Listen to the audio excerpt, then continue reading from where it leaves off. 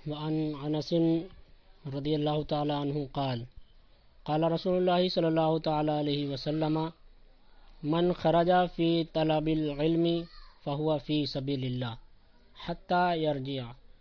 حضرت انس رضی اللہ تعالیٰ عنہ روایت کرتے ہیں کہ اللہ کے محبوب علیہ السلام صلی اللہ تعالیٰ علیہ وسلم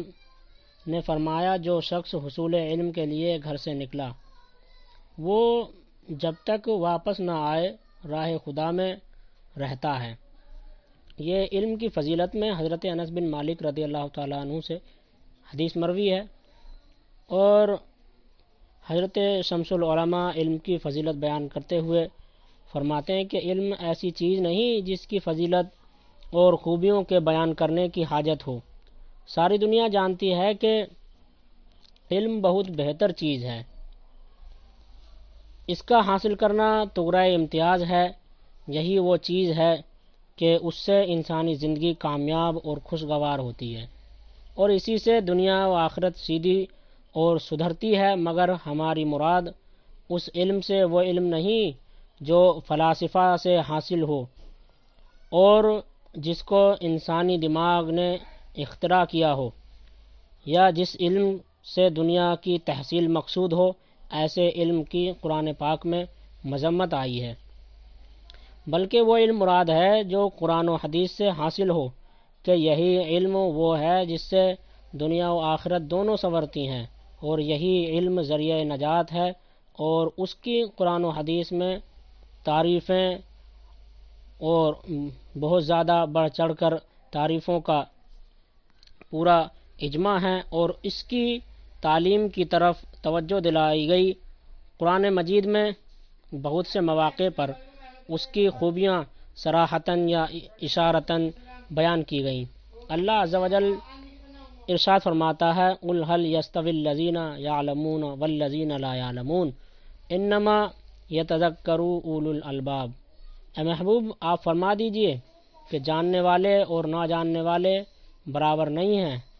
نصیحت تو وہی مانتے ہیں جو عقل والے ہوتے ہیں۔ اور حدیث میں علم کے فضائل میں بہت زیادہ ذخیرہ موجود ہے، اور حضرت چند حدیثیں نقل کرتے ہوئے فرماتے ہیں کہ رسول اللہ صلی اللہ تعالیٰ علیہ وسلم نے فرمایا، جس شخص کے ساتھ اللہ تعالیٰ بھلائی کا ارادہ کرتا ہے اس کو دین کا فقیہ بناتا ہے، اور انا قاسم واللہ یوتی، میں تقسیم کرتا ہوں اور اللہ تبارک و تعالیٰ عطا کرنے والا ہے۔ ایک جگہ فرماتے ہیں اور فرمایا کہ عالم کی فضیلت عابد پر ایسی ہے جیسے میری فضیلت تمہارے ادنا پر ہے۔ یہ مشکوٰۃ شریف میں بھی حدیث موجود ہے، اور کتاب العلم کے اندر اس حدیث کو نقل کیا گیا۔ اس کے بعد پھر فرمایا کہ اللہ تعالیٰ اور اس کے فرشتے اور تمام آسمان و زمین والے، یہاں تک کہ چونٹی اپنے سوراخوں میں، اور یہاں تک کہ مچھلی اس کی بھلائی کے خواہاں ہیں، جو لوگوں کو اچھی چیز کی تعلیم دیتا ہے۔ اور فرمایا، ایک فقیہ 1000 عابد سے زیادہ شیطان پر بھاری ہے۔ اور فرمایا کہ علم کی طلب ہر مسلم پر فرض ہے، اور علم کو نااہل کے پاس رکھنے والا ایسا ہے جیسے خنزیر کے گلے میں جواہر اور موتی اور سونے کے ہار ڈالنے والا۔ اور فرمایا، جو شخص طلب علم کے لیے گھر سے نکلا تو جب تک واپس نہ ہو اللہ تبارک و تعالیٰ کی راہ میں نکلا ہوا ہے۔ اس حدیث کو مشکوٰۃ شریف میں جیسا کہ میں نے ابھی پڑھا، اور ترمذی شریف، دارمی اور دیگر کتب حدیث میں نقل کیا گیا ہے۔ حضرت ابن عباس رضی اللہ تعالیٰ عنہما نے فرمایا کہ ایک گھڑی رات میں پڑھانا ساری رات عبادت سے افضل ہے۔ حضور علیہ الصلاۃ والسلام نے فرمایا، علماء کی سیاہی شہید کے خون سے تولی جائے گی اور اس پر غالب ہو جائے گی۔ حضور نبی دو جہاں صلی اللہ تعالیٰ علیہ وسلم نے فرمایا، علماء کی مثال یہ ہے کہ جیسے آسمان میں ستارے جن سے خشکی اور سمندر کی تاریکیوں میں راستے کا پتہ چلتا ہے، اور اگر ستارے مٹ جائیں تو راستہ چلنے والے بھٹک جائیں گے۔ اور فرمایا کہ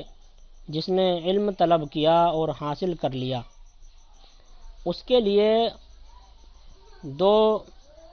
چند اجر ہیں، اور حاصل نہ ہوا تو 1 اجر ہے۔ ایک جگہ فرماتے ہیں کہ عالم اگرچہ جوان ہو بوڑھے جاہل پر فضیلت رکھتا ہے، لہذا چلنے اور بیٹھنے میں، گفتگو کرنے میں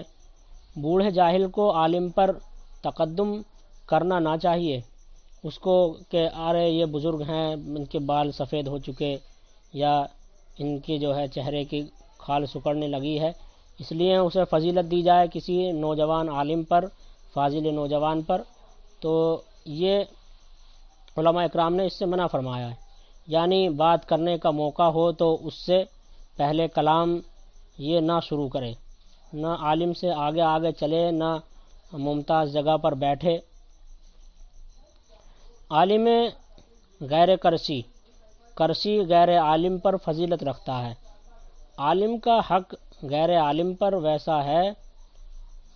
ویسا ہی ہے جیسا استاد کا حق شاگرد پر ہے۔ عالم اگر کہیں چلا بھی جائے تو اس کی جگہ پر غیر عالم کو بیٹھنا نہ چاہیے۔ شوہر کا حق عورت پر اس سے بھی زیادہ ہے، اور شوہر کا حق اس سے بھی زیادہ اس لیے ہے کہ عورت کو شوہر کی ہر ایسی چیز میں جو مباح ہو اطاعت کرنی پڑے گی۔ طلب علم اگر اچھی نیت سے ہو تو ہر عمل خیر سے بہتر ہے۔ اگر ہم اچھی نیت سے کہ دین کا کام کریں گے، دین کو آگے بڑھائیں گے، اس لیے علم دین حاصل کرتے ہیں، تو ہر عمل خیر سے بہتر علم دین کا طلب کرنا ہے، کیونکہ اس کا نفع سب سے زیادہ ہے۔ مگر یہ ضروری ہے کہ فرائض کی انجام دہی میں خلل و نقصان نہ ہو۔ اچھی نیت کا یہ مطلب ہے کہ رضا الہی اور آخرت کے لیے علم سیکھیں، طلب دنیا و طلب جاہ نہ ہو۔ طالب کا اگر مقصد یہ ہو کہ میں اپنے سے جہالت کو دور کروں اور مخلوق کو نفع پہنچاؤں، یا پڑھنے سے مقصود علم کا احیاء ہے، مثلا علم دین کو زندہ کرنا مقصد ہے، مثلا لوگوں نے پڑھنا چھوڑ دیا، میں بھی نہ پڑھوں تو علم مٹ جائے گا، یہ نیت بھی اچھی ہیں۔ اور اگر تصحیح نیت پر قادر نہ ہو، جب بھی نہ پڑھنے سے پڑھنا ہی بہتر ہے۔ کچھ لوگ یہ کہیں کہ ارے یار، جب اتنی وہ آئی ہیں سختیاں اس کے بارے میں کہ جس نے پیسوں کے لیے پڑھا یا اس کے لیے پڑھا تو وہ جہنم میں جائے گا، تو پڑھو ہی مت، یہ جہالت بالائے جہالت ہے۔ اور علماء نے صاف فرمایا کہ پھر ایسے نہ پڑھنے سے پڑھنا ہی بہتر ہے۔ عالم اور متعلم کو علم کی توقیر کرنی چاہیے، یہ نہ ہو کہ زمین پر کتابیں رکھے، پاخانہ پیشاب کے بعد کتابیں چھونا چاہے تو وضو کر لینا مستحب ہے، اور وضو نہ کرے تو ہاتھ ہی دھو لے تب کتابیں چھوئے۔ اور یہ بھی چاہیے کہ عیش پسندی میں نہ پڑے، کھانے پینے رہنے سہنے میں معمولی حالت اختیار کرے، عورتوں کی طرف زیادہ توجہ نہ رکھے، مگر یہ بھی نہ ہو کہ اتنی کمی کر دے کہ تقلیل غذا اور کم خوابی میں اپنی جسمانی حالت خراب کر دے اور اپنے کو کمزور کر دے، کہ خود اپنے نفس کا بھی حق ہے اور بیوی بچوں کا بھی حق ہے، سب کا حق پورا کرنا چاہیے۔ اسی لیے ہمارے علماء اکرام نے چھوٹ دی ہے کہ اس وقت میں طالب علم کو سیر ہو کر کھانا یہ مباح ہے، مگر کچھ لوگوں نے اس معاملے کا فائدہ اٹھاتے ہوئے کیا کرتے ہیں کہ بالکل خوب پیٹ بھر کے خوب سیراب ہو کر کھانا کھاتے ہیں، اس کے بعد خوب پانی پیتے ہیں، پھر جب پڑھنے کے لیے کتاب لے کر مطالعے کے لیے بیٹھتے ہیں ان کے دل و دماغ پر نیند چھانی شروع ہو جاتی ہے، نیند کا غلبہ ہونا شروع ہو جاتا ہے۔ اسی بنا پر علماء میں اتنی کمزوری پیدا ہوتی جا رہی ہے دن بدن، بالخصوص جو نئے طلباء ہیں وہ لوگ دن بدن علم سے بالکل کورے ہوتے چلے جا رہے ہیں۔ اور علماء اکرام تو فرماتے ہیں کہ عالم و متعلم کو یہ بھی چاہیے کہ لوگوں سے میل جول کم رکھیں اور فضول باتوں میں نہ پڑیں، اور پڑھنے پڑھانے کا سلسلہ برابر جاری رکھیں، دینی مسائل میں مذاکرہ کرتے رہیں، کتب بینی کرتے رہیں، کسی سے جھگڑا ہو جائے تو نرمی اور انصاف سے کام لیں، جاہل اور اس میں اس وقت بھی فرق ہو جانا چاہیے، استاد کا ادب کرے، اس کے حقوق کی محافظت کرے اور مال سے اس کی خدمت کرے، اور استاد سے کوئی غلطی ہو جائے تو اس میں پیروی نہ کرے۔ استاد کا حق ماں باپ اور دوسرے لوگوں سے زیادہ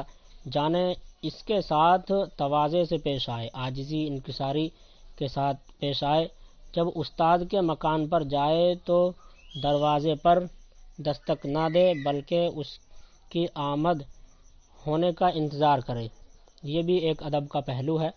جو کہ ہمارے علماء اکرام نے ہمیں سکھایا ہے، اور اللہ تبارک و تعالی ہمارے طلباء کو، خاص طور سے مجھے بھی، ان معمولات پر عمل کرنے کی توفیق رفیق عطا فرمائے جو ہمارے علماء نے ہمیں سکھائے ہیں، ہمیں بتائے ہیں، اور اللہ ہم سب کے اور جو طلباء اہل سنت کے مدارس میں علم دین حاصل کر رہے ہیں ان سب کے علم و عمل میں خوب خوب برکتیں، رحمتیں عطا فرمائے، آمین بجاہ النبی الامین۔